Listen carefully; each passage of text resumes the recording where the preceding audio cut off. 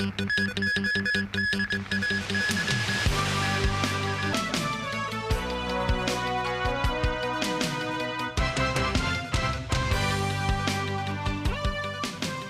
and Merry Christmas. Welcome to TVB News. Today is Christmas. More than 1 million people traveled across the border over the past 2 days of the 4-day holiday period. This as fewer than 400,000 tourists entered the SAR over the weekend, with the tourism sector urging the city to be more competitive. Meanwhile, a large number of Hong Kongers were out and about for the first Christmas since the city's return to post-pandemic normalcy. Timothy Lee has our top story. Stepping into the third day of a 4-day-long holiday celebrating the birth of Christ, visitors packed into some of the city's main attractions, including the Palace Museum. Despite Christmas not being a public holiday in the mainland, many people took the opportunity to travel down to the SAR to get a feel for the festive spirit. This tourist from Guangzhou said she wanted to see the Sanxingdui artifacts at the Palace Museum, and that she always found Hong Kong was rich in cultures from many nations. Besides tourists from the mainland, the festive season also attracted overseas visitors. Hong Kong, because it's a big city in Asia, so we live in Africa. So it's very nice to feel and experience different cultures and different ways of living. And that's why we chose Hong Kong, and because we have a direct flight from our town. I haven't been here for maybe 10 years. Still a lot of people, more new and tall buildings.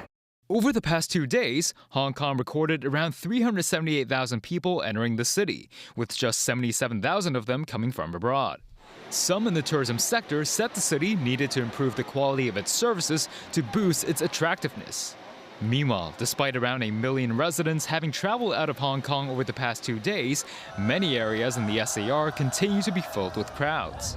Restaurants around the city were among the benefactors. But some in the bar industry noted the lack of patrons over the holiday season led to a 30% drop in business compared with last year. Lawmaker Yu Pak Leung from the tourism constituency stressed more than 300,000 tourists entered the city in this month alone, and that there should be less emphasis on visitor numbers during the Christmas holiday. He added the government has recently increased efforts to boost tourism, hoping to attract more visitors during the Chinese New Year holiday. Across Hong Kong, large numbers of Christians gathered at places of worship to celebrate the Nativity. At the Cathedral of the Immaculate Conception on Hong Kong Island, Cardinal Stephen Chow delivered a sermon to the faithful to strive for peace in uncertain times. Timothy Lee, TVB News. Chief Executive John Lee invited students from vocational training institutions and schools for the visually impaired to celebrate Christmas at Government House.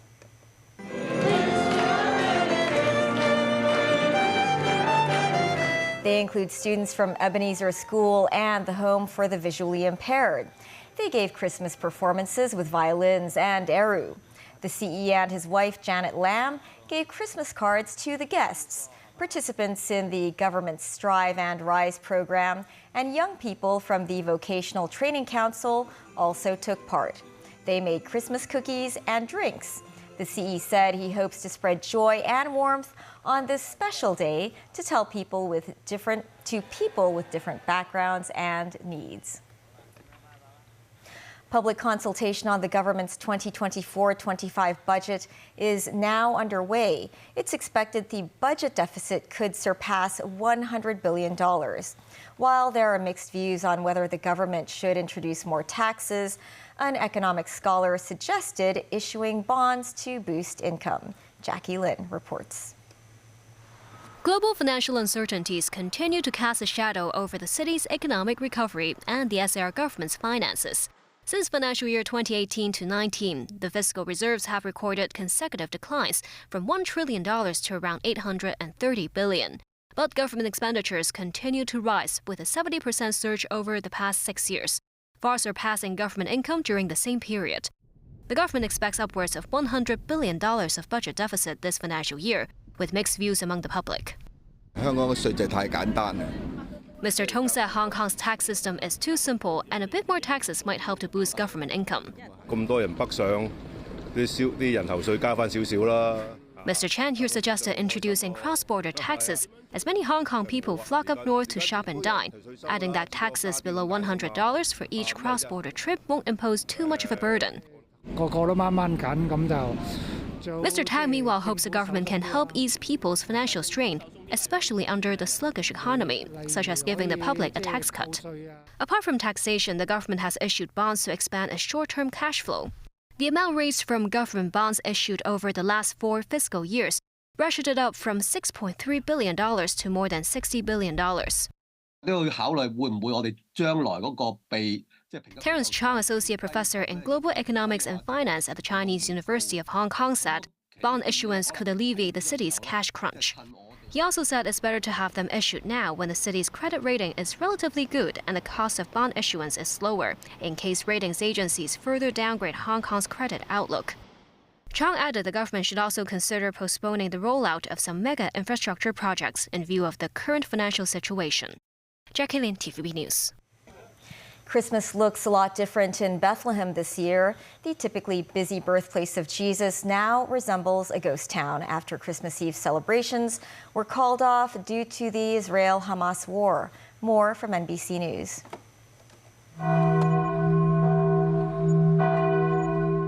The Christian faithful believe a star guided the 3 wise men to Bethlehem, carrying gifts of gold, frankincense, and myrrh for the newborn Christ. This year, the wise men would find the little town closed. Christmas celebrations are officially canceled by the mayor and churches in solidarity with the 2.3 million people of Gaza. In Manger Square, there's no tree nor lights. Instead, a creche shows baby Jesus in a destroyed building to represent the victims in Gaza. Bethlehem is in the West Bank. The people here are Palestinians. Gaza is only 50 miles away. Richard Tabash, a Palestinian Christian, owns one of the biggest stores in Bethlehem. And a lot of your carvings are, for obvious reasons, of the nativity scene. Nativity scene, because this is what represents Bethlehem. This is where all the story started. He says he'd normally see up to 10 busloads of visitors during the holiday season. And when was the last time you had a single customer? Well, it was on the 6th of October, just the day before the war. Then from the 7th up to today, it's zero business. At the Tabash's home, we met his wife and daughters. No wreath or presents this year. 9-year-old Sophia says the holiday isn't about toys anyway. We didn't even decorate anything because of the war, and innocent people are dying, and I feel so bad for them. So no present for you? No. Does that bother you? No. Children in Gaza, they don't get gifts or anything because of the war. At the heart of Bethlehem is the Church of the Nativity. But pass through the door of humility now, and you'll find almost no one. We met Reverend Mitri Rahab. In this sacred place at this special time, do you have a Christmas message for our viewers? My Christmas message is Jesus was born to bring peace to this world, and the ball is in our court. We are all invited to be peacemakers and not peace talkers. We are fed up with peace talkers and peace talks. It's time for peacemaking. Below the altar is the grotto, the spot where tradition says Jesus was born. Pilgrims can wait up to 4 hours for a glimpse of this. We were alone to witness the rituals that have continued uninterrupted for roughly 2,000 years. Spiritually, Christmas isn't canceled, but no one is in the mood here for a celebration, not even for Jesus' birthday. Richard Engel, NBC News, Bethlehem. Pope Francis delivered his homily during a solemn Christmas Eve Mass in St. Peter's Basilica. Amid the conflict between Israel and Hamas, he lamented that Jesus' message of peace was being silenced by the futile logic of war. The pontiff was celebrating his 11th Christmas as Pope, reminding Roman Catholics around the world that this was a time for peace and love. He urged them not to be obsessed by the idolatry of consumerism. His message comes as Bethlehem, the reputed birthplace of Jesus, observed a somber Christmas in memory of the thousands of Palestinians killed by Israeli strikes since October 7th. Quote, "Tonight our hearts are in Bethlehem," he said, where the Prince of Peace is once more rejected by the futile logic of war, by the clash of arms that even today prevents him from finding room in the world. The Iranian Navy displayed its new cruise missiles to the media on Sunday. The display comes as the U.S. accused Iran of a drone attack on a chemical tanker in the Indian Ocean.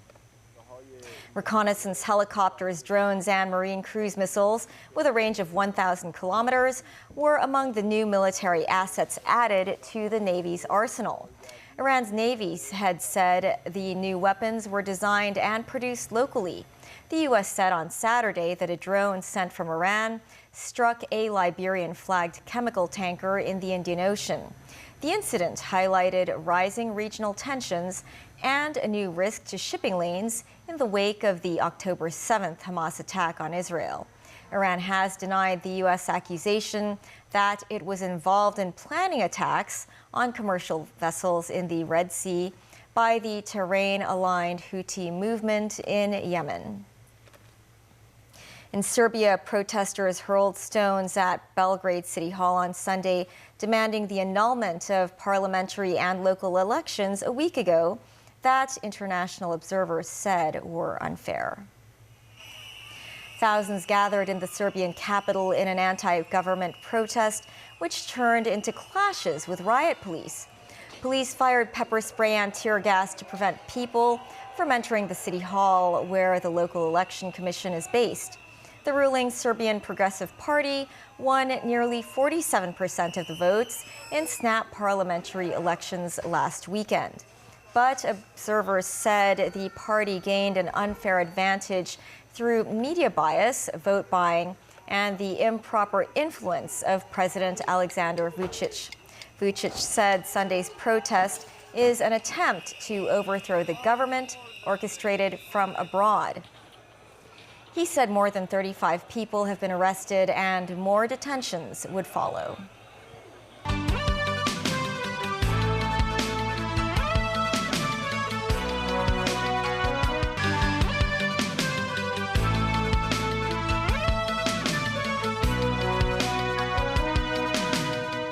Welcome back. The Buildings Department and Lands Department have issued orders to owners of 20 seaside or slopeside luxury homes at Bulu Peninsula and Tuen Mun to remove unauthorized structures.